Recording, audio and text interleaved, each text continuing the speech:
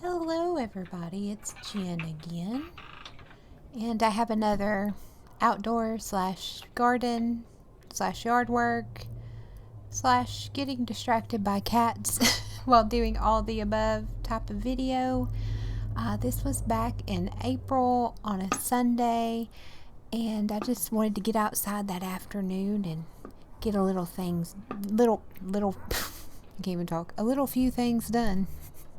If y'all hear noises, talking about cats, I started recording this, and 3 of my indoor cats have decided, oh, look, this microphone is very interesting, so hopefully we can keep them at bay, but just in case. And I think it might be fun, we play a little game during this video, because one of the things I've been enjoying about going back and editing these outdoor shots I took is where cats appear that I didn't realize they were. So we'll see if we can spot the cat. We had the orange one earlier, and then Birdie's there in her favorite place, rolling in the gravel pile. There, she just loves it. She just rolls and rolls and rolls. It almost reminds me when you see like chinchilla and they do that like dust bath. She does a gravel bath. So y'all saw me, I watered some of those boxes on my back porch that when it rains the water don't hit. So now we're going to get some dirt, because this is toward the beginning when I was building up my compost pile that I put my kitchen scraps in, and a lot of cardboard. You can see in the bottom left there I got my friend. Now I think her name now is Mama. Some of y'all may know. She's had kittens actually, and I'm fostering her and her kittens inside right now. They're about to be 3 weeks old, so it's weird looking back now. We originally thought she was a boy. We had to give her a name at the vet because we had an appointment to get her fixed, so we called her Spot, so then she went to Spotty, and now I just call her Mama. So we'll just call her Mama Spotty.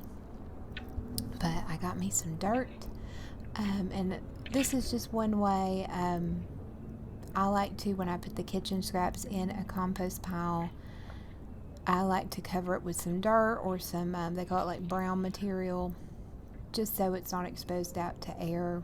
I don't know.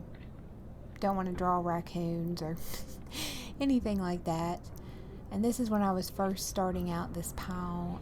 You see the one in the back, I think I showed y'all, that has wood chips in it. But this one, oh, see my fancy trash bag. I keep a little 4-gallon trash can in my kitchen, but I do put nothing but like produce scraps in, and like almond peels and things like that.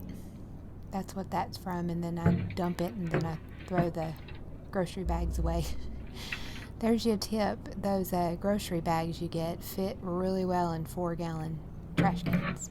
I usually get 1 or 2 of those full a week, because my diet nowadays is mostly whole foods, a lot of produce. So and I put pretty much everything in there except I don't put onions, and I don't put citrus, because I read somewhere that deters worms, and I want all the worms, y'all. But you can sort of see the pile I have in the back with the wood chips. I already have T-post and some chicken wire around it. This was early on for this one, so eventually I do have that on top of there, because I found that critters were getting in there, and I think it was raccoons, and they particularly love corn cobs. I found out corn cobs and apple cores, so I mean, good choices all around, right? And then here, this is something I just work on if like I'm still outside and there's daylight. I get to work on this, and that is getting up these, I call it mulch. We had some trees cut a few months ago. Oh, there's Buddy. Y'all see Buddy toward the left there? Cat spotting. But, and we had them leave all the wood chips, or as I found the fancy people call them, arborist chips. And if I have the wheelbarrow up there or my buckets, I always try to get a load or 2 and start mulching around the beds we already have, and getting it moved from up the top of the hill down to put it to better use. Trying to keep some weeds at bay. We have some gnarly weeds. I think I could put concrete down and our weeds would just grow through it and laugh. Like I was watching one YouTube video where they're talking about using, wood chips or whatever, and it kills all weeds. And I go back in my yard and I see these like privet growing up through them and dandelions. I'm like, yeah, okay. I'm just taking it down here. Here's where we have those beds I've showed y'all before, and I'm doing it around. This is one of the last times I actually do this with a wheelbarrow. Because, excuse me, I don't think the camera does it justice, but this is a really steep area, and it's just easier for me to fill buckets with the mulch and carry it down there than try to fill with the wheelbarrow. Oh, there's Buddy. Y'all see him? Oh, cats are stepping on my keyboard. Sorry, guys. And I just try as I go by to pick up any weeds as I see them. I have a lot of weeding in my future. This was back in April, and I'm looking at it now, and I wish the weeds were as low as they are now.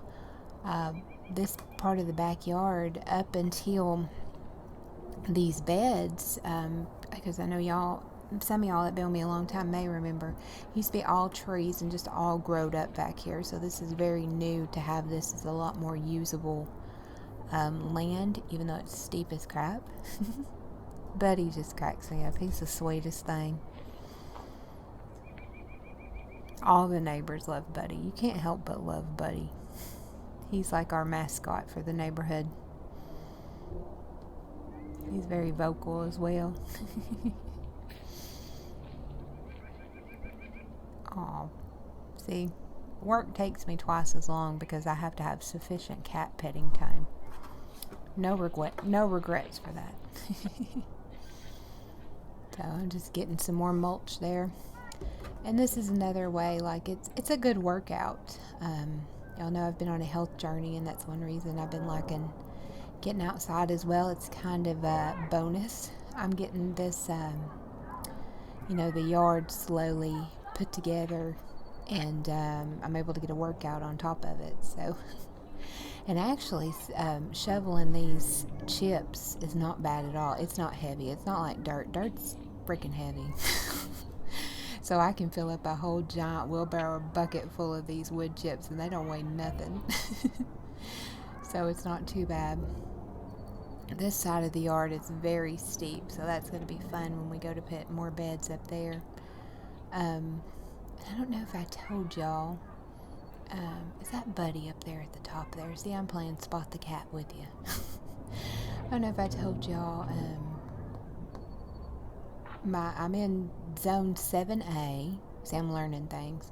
My whole total yard, house and all, is like 0.3 something acres. So this back part's maybe 0.2 or a little lower.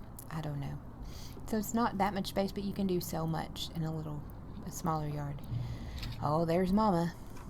I'm actually, this was the first time of the year I was able to start doing some lemon balm cuttings.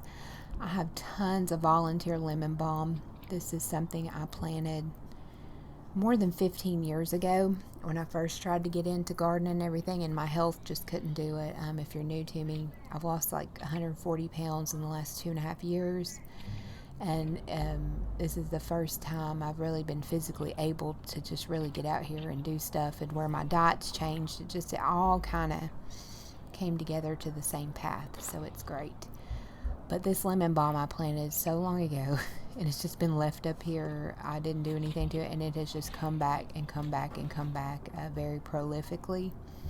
And I think I cut this and I made lemon balm green tea, and I make lemon balm water a lot as well.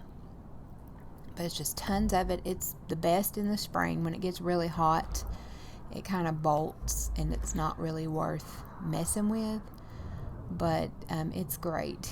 But now it has taken up 2 smaller beds and half of that big bed back there. So next year I think I'm going to take it out as best I can out of that big bed, and I'm going to let it have these 2 smaller beds because I do enjoy it. It's also called Melissa. You may have seen if you're into like natural healing and stuff, and it's really calming. It has a really wonderful when it's fresh lemon flavor. It's so good. So I washed that and I took it in and to make my tea later, and then I had some time left. So I got in my head, this is my front yard. I wanted to dig a couple beds.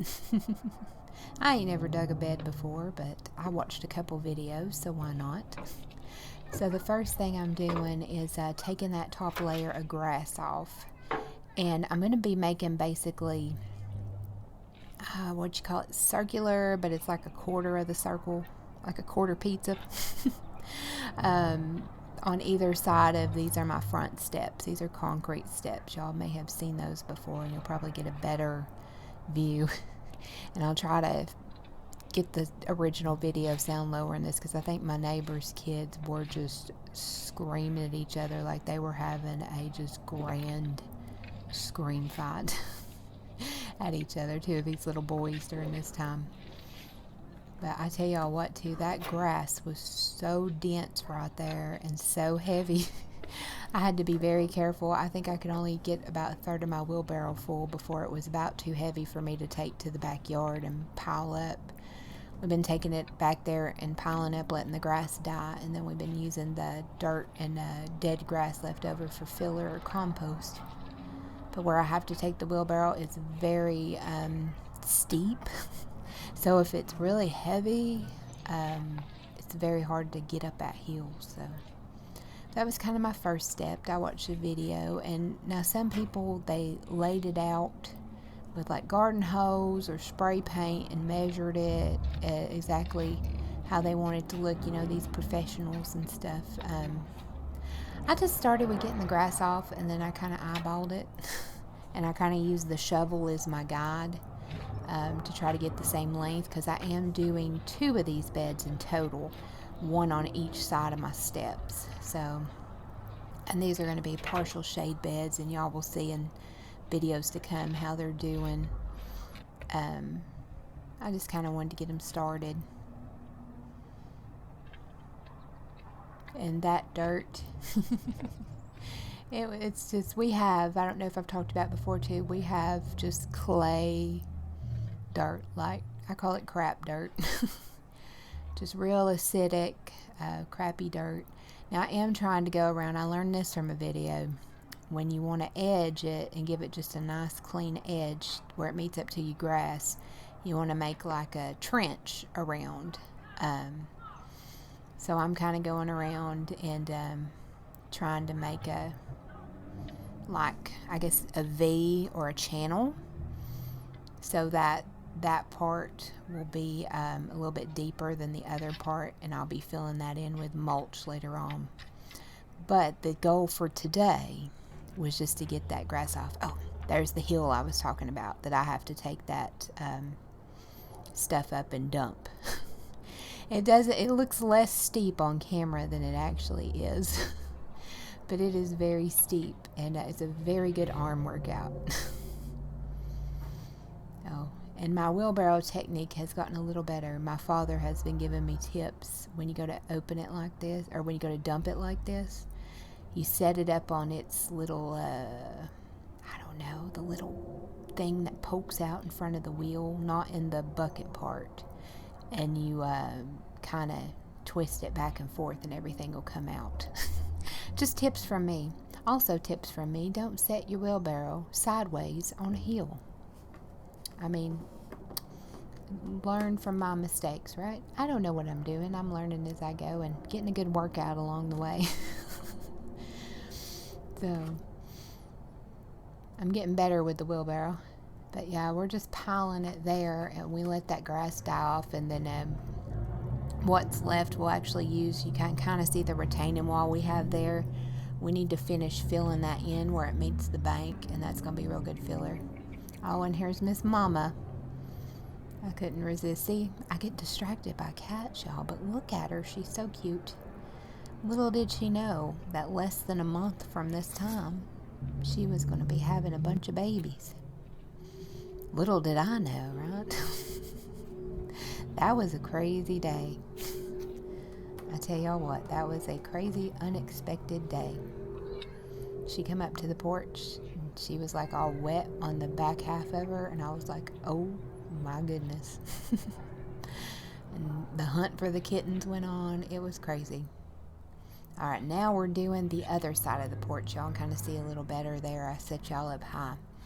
And you saw I laid my shovel down like that. So that's kind of what I'm using as my guide to where to start digging.